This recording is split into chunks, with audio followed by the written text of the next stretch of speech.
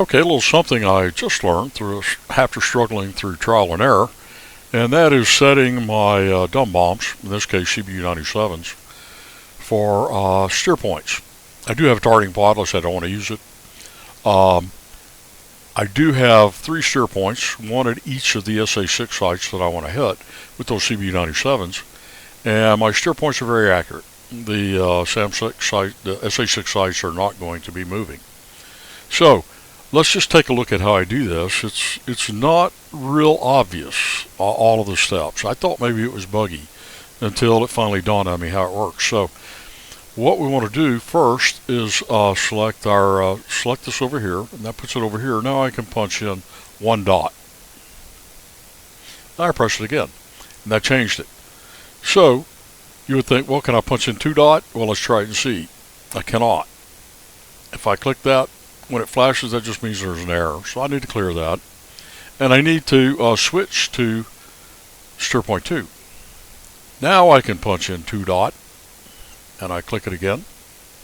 And since there are 3, I'm going to click the 3, steer point 3. I'll punch in 3 dot, and I'll punch it again.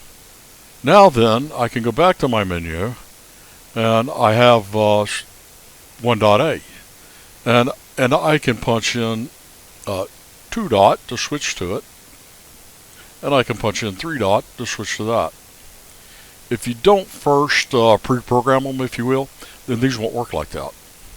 And then 4, I don't have one for that. Well, let's go back. Let's just cancel that. And so I will get a, and right now I don't have nav or targeting. There's 2 reasons for that. I'm not master arm. I turn my master arm on. Well, actually, I didn't have to do that, but I do have to go to air-to-ground mode. And now you'll see that it is target, and it's set for 3A. I want to go to 1A. I'll just do a 1 dot, and I press it, and I'll get a fall line and everything. And I can go to 2 dot, and I can go to 3 dot.